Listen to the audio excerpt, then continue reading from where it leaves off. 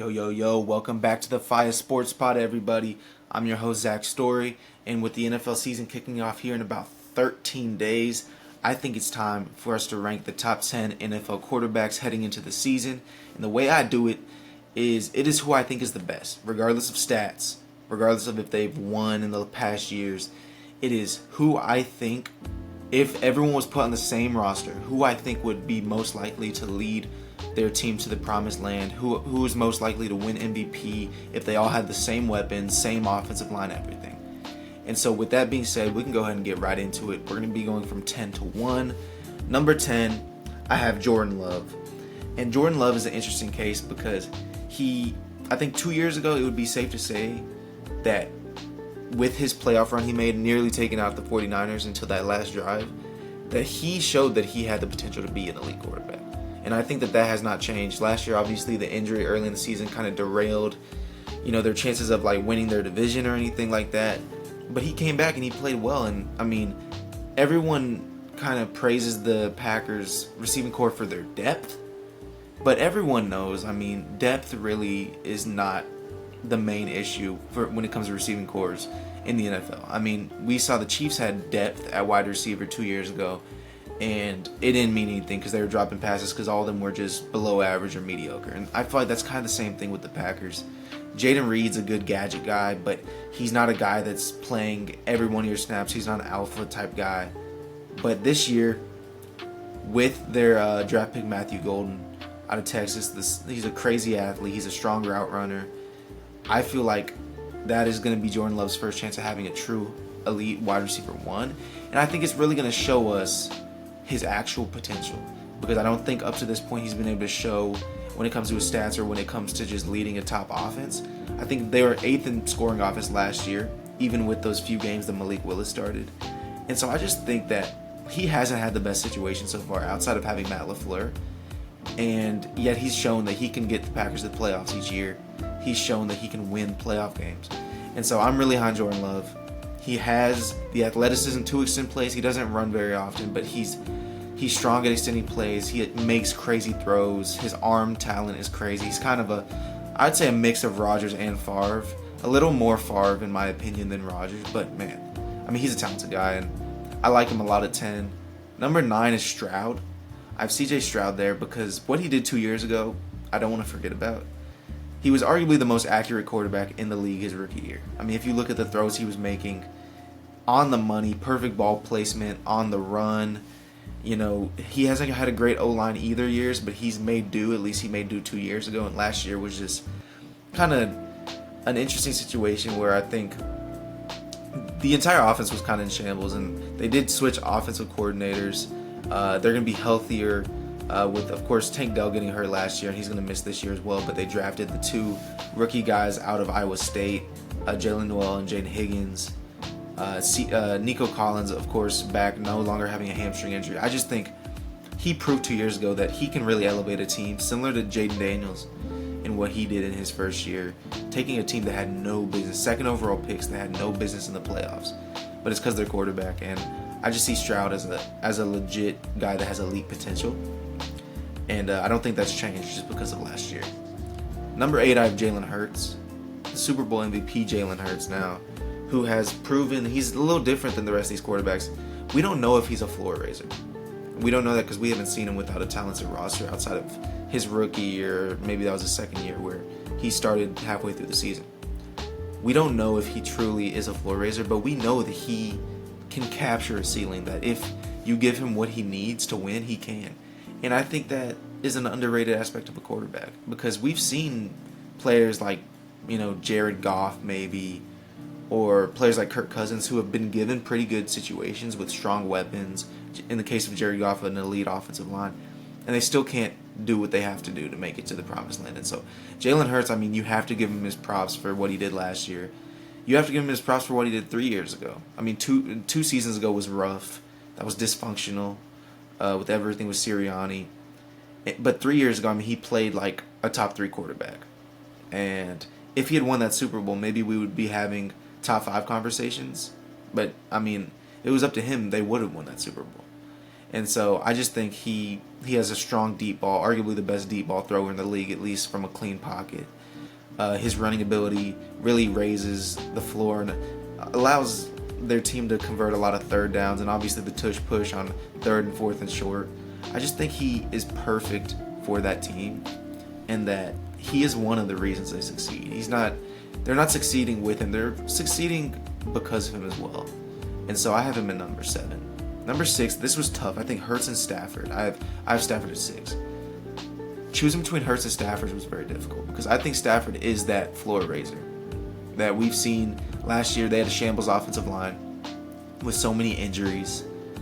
Puka was hurt at certain times. Kupp fell off. And he still was able to get them into a playoff spot and nearly take down the Eagles in Philadelphia. I mean, he's shown that he just has that it factor. He's very clutch. He's a tough player. He'll play through nearly any injury. I mean, we'll see if he does that this year with his herniated disc. But I mean, I feel like he was underrated for most of his career, and now he's getting that proper recognition. And so I think 6 is very accurate for him. He has crazy arm talent. You know, he's pretty accurate. His decision making is so-so. It's pretty iffy sometimes. Throws a lot of interceptions, but I mean, that's kind of what you get when you have a guy with that much arm talent. He's going to try some windows that other people won't try. I mean, and we've seen that he has an uncanny ability to create connections with his receivers. We saw Calvin Johnson, 1,900-yard season. Cooper Kupp, 1,900-yard season, Triple Crown. Puka Nacua is consistently, I mean, on last year I believe he was on pace for 1,700 yards. He had 1,500 yards his rookie year. I mean, he is the ideal quarterback to build a connection with if you're a number 1 receiver.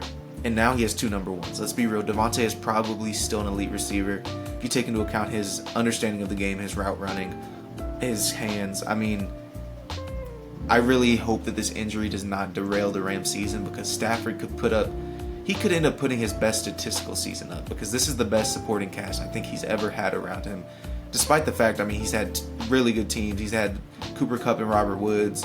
He had Puka and Kupp as well. He had Calvin Johnson. I mean, the rest of the team was so-so. But this really could be, if he can overcome this injury, this could be a really strong year for Matthew Stafford. So I have him at number 6. Justin Herbert's my number 5. And no, actually, Justin Herbert's my number 6. Stafford was my number 7. Yes, okay. Herbert's my number 6. I apologize. As a Chiefs fan, I've seen Herbert a lot more than other fans have. And the talent is undeniable. You know, his rookie year was very strong. His second year was ridiculous, throwing for over 40 touchdowns. And he kind of has had, ever since the fall off of Mike Williams and Keenan Allen, and then obviously missing on the Quentin Johnson pick, he just hasn't had the people around him that he needs. But that's not to say that he's been perfect, that he's been just let down, because it's what he's done in the 2 playoff games he's played in has not been promising. Some people overrate how bad he was in this second game against the Texans, but I mean, it's undeniable that you have to do better than that. Even if you're going up against an elite defense, you have to do better than he did last year against the Texans. I mean, some of the turnovers were not his fault, but also some of them were. And that's just something that elite quarterbacks don't do. And that's why I don't have him in the elite category. I think at this point in time, there's 5 elite quarterbacks. I'm comfortable saying that number 5 is an elite guy, and I don't think Herbert is. But his talent is like Stafford on steroids. I mean, he has arguably the craziest arm in the league. He zips it into tight windows consistently. His ability to run, his size, makes him a durable guy. His ability to run is honestly came out of nowhere last year. I mean, we knew that he had some type of speed, and obviously with his size, he could be like a Josh Allen type runner. But last year, he really started to run with Harbaugh and Greg Roman, and that just unlocks a different part of his game. And so I think this year, with Keenan Allen back plus having Ladd, obviously the Rashawn Slater injury is big, but you know, if he can see the playoffs again and he doesn't underperform, I think this 6th spot is perfect for him. Now, if he were to go to the playoffs again and just lay an egg, I mean, I guess it wouldn't be laying an egg, but just like play poorly, then it's like, okay, his talent does not overcome the poor playoff performance, and then you have to think about putting guys like Hurts over him, Stafford over him. And so he's my number 6. Used to be an elite guy in my opinion. I wouldn't call him elite just because he's had 2 opportunities now. But number 5, Jayden Daniels, is, in my opinion, an elite quarterback. And some people adjust for the sophomore slump before the season's happened. I don't think that's the way to do it. I don't think you try to predict a sophomore slump, because more than likely a guy that was good his rookie year is going to be good his sophomore year. Okay, it's a weird trend we see, but it's not a rule. It's not a given. And he showed elite composure, elite pocket presence, and ability to scramble. Obviously, we knew he was a crazy running threat coming out of college. Closest thing to Lamar we have. Now, he's pretty far off Lamar when it comes to running, but I think he is the closest that we have. And then his deep ball passing. I mean, his connection with Terry, he trusts Terry. He throws an amazing go ball. He has a great connection with Ertz as well over the middle of the field because he's tall. He can throw to any area of the field. I mean, it's really extremely impressive what he did last year. And his stats honestly don't do him justice. I mean, he made it to the NFC Championship game with a team that was 2nd overall pick last year. In my opinion, you can argue Herbert or Daniels, but in my opinion, what I just said, he made it to the NFC Championship game with a team that had the 2nd overall pick. That is more impressive than anything Herbert's done in his whole career. And honestly, anything anyone below him has done in their whole career. And so I look at Daniels as an up-and-coming star. I expect him to have an even stronger statistical year this year. They might not see the same success they had last year. I think the NFCs will be better than it was last year. I mean, the Niners are going to be there. I think the Vikings are going to continue to be strong. The Cowboys will be better because they'll have Dak, obviously. The Giants look stronger. I mean, probably not playoff, but they'll be a harder out. And so I don't know if we see the same success, but I know that I would take him 5th out of every quarterback in the league, without question. I think the gap between him and Herbert is clear. It might not be the hugest gap on this list, but I think it's clear. It's extremely clear to me. Number 4 is Joe Burrow for me. Joe Burrow, I have been a perpetual underrater of Joe Burrow because I thought that Super Bowl appearance launched him a little too high. And I think that he proved last year that those rankings were valid and that they were warranted. But I didn't think he had shown it until last year. He hadn't shown that he's a guy that can put up an MVP season. And of course he has a great group of weapons, having arguably the best wide receiver duo. And then also he proved to have, a more than capable running back as well. But the O-line still was not good. And that's honestly his biggest strength. His biggest strength is his ability to overcome offensive line play. He has the best passer rating when pressured in the NFL. Now that might be because he's always pressured, so he's just used to it. But he might just have that killer instinct where it doesn't frazzle him. It doesn't affect his throwing motion. He's able to sense pressure. He knows when it's coming, so he knows what type of throws he's able to make with the pressure. And on top of that, I mean, his accuracy is obviously like the closest we've seen to Drew Brees as far as completion percentage. I think those are the 2 areas that he excels in the most, and those are probably the only 2 areas that he's the best quarterback in the league at, throwing under pressure, and then you could argue accuracy with some other quarterbacks. I mean, it depends on the area of the field. I think Mahomes' short accuracy is arguably the best in the league, and obviously Hurts and Daniels have the insane deep ball. But you could argue he's the most accurate quarterback who throws best under pressure. And he also proved last year that he's a much better runner than we had given him credit for. He's able to extend plays, made some crazy Mahomes-like throws on the run last year, falling. And so I just think he's proven that he is in that elite tier. I just don't think he's as elite as the top 3 guys. Obviously, we know who the top 3 are. Probably could have guessed it before the video. It's just what order are they in for me. And I'm a Chiefs fan, so just let that be known beforehand. I am a Chiefs fan. But I think I look at it from a pretty objective view. I have Lamar Jackson at number 3. Lamar's my number 3 for the main reason is it's similar to Herbert, except for Lamar has legitimate MVP seasons while Herbert doesn't. He does play worse in the playoffs. There's no other way around it. Okay, Lamar Jackson has toasted elite defenses in the regular season throughout his career. From 2020 all the way until now, he has killed elite defenses. But in the playoffs, he hasn't been able to, even if they're not elite. The Buffalo Bills defense last year was not elite. And even though he ended up with a good statistical game, he made too many mistakes that you can't make when you're going up against an elite quarterback like Josh Allen. Okay, that first half was rough from Lamar. Let's be real. And really, when you get into this elite tier, I think that playoffs is what it comes down to. Because if not, then what are we playing the games for? That's why I have a handful of quarterbacks over Manning all time. Manning was bad in the playoffs. He didn't just underperform, he was bad. And Lamar is veering towards underperforming instead of bad. But that shouldn't even be a conversation we have when the other two guys you're vying for have been two of the top 3 playoff performers ever. But I do want to give him his props. Let's talk about the positives of Lamar. He elevates an offense at a ridiculous rate. The receivers that he has should not be getting him these stats. Over 4,000 yards passing, 41 touchdowns, only 4 picks. On top of being able to run for 1,000 yards, and honestly probably being able to run for more, except for he now is obviously a very capable pocket passer and passer outside the numbers, so he doesn't have to run as much. So Lamar, clearly one of the best quarterbacks we've ever seen. There's no question about that in my mind. He just needs to, it kind of sucks because when you get to the playoffs, you have one chance. And if you don't succeed with that one chance, that narrative is going to follow you for the next year at least. And in the case of Lamar, it's followed him for the last half decade plus. And so we just need to see some more from him in the playoffs. That's the goal of the game, to win Super Bowls. And he's had the roster a couple times now to win the Super Bowl, and he hasn't been able to. And so that's why I have him below Josh Allen, who's number 2. And Josh Allen, to me, he's up there with Rodgers. He's up there with Mahomes. He's up there with Brady as the guys that when I watch them, I'm watching a legendary player. And I don't like him at all, man. I'm going to keep it real. As a Chiefs fan, he leaves me on the edge of my seat. My heart rate's probably double what it should be when I'm watching Josh Allen play. I root against him every week because I know I don't want the Bills in a position to play us, honestly. We beat them 4 times out of 4. But you wouldn't think that with the way that me and other Chiefs fans feel about Josh Allen. He has consistently played out of his mind in every playoff game that he's played in, other than that Cincinnati Bengals game.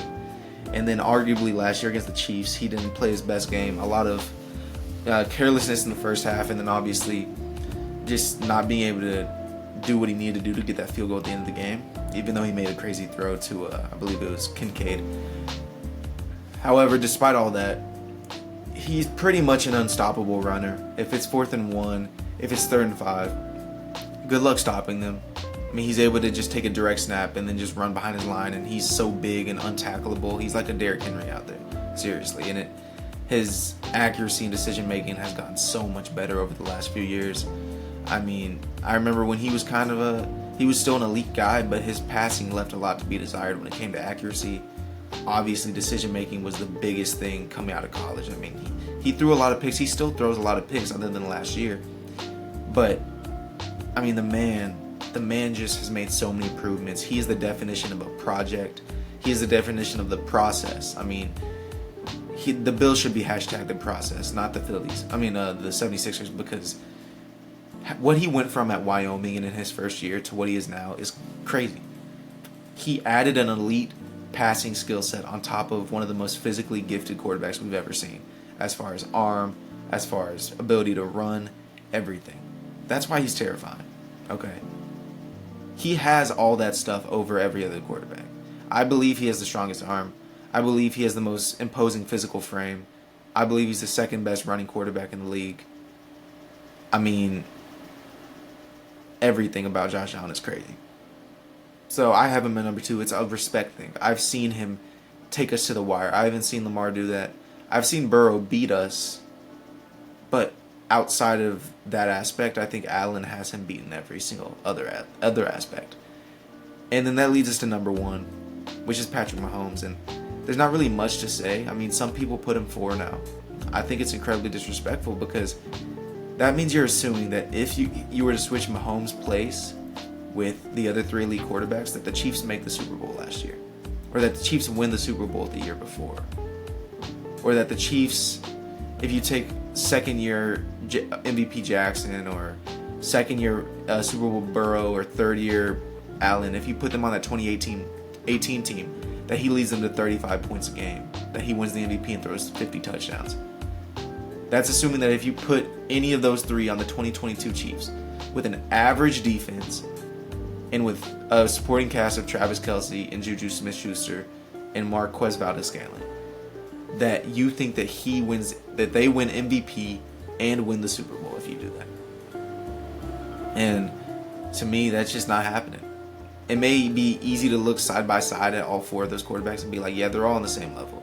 But I can't do that when the results and the reason you play the game is the results. The results that you see with Patrick Mahomes are undeniable, and none of them have even touched a third of what he's done when it comes to postseason success. And it's not. You could have said after his first Super Bowl that it's because of his weapons. You know, you had Tyreek Hill and Travis Kelce in their prime, Sammy Watkins, obviously. But at this point, he's shown that he can do it anyway. He can do it if he has the elite weapons and a bad defense. He can do it if he has elite weapons and a bad offensive line. He can do it if he has a bad weapons and a bad offensive line, but a strong defense. And then last year, let's be real, last year the defense was okay. It was above average, but it wasn't the defense of 2023. It was an above average defense, along with the worst weapons he's ever had in his career, along with the worst offensive line outside of this 2021 Super Bowl.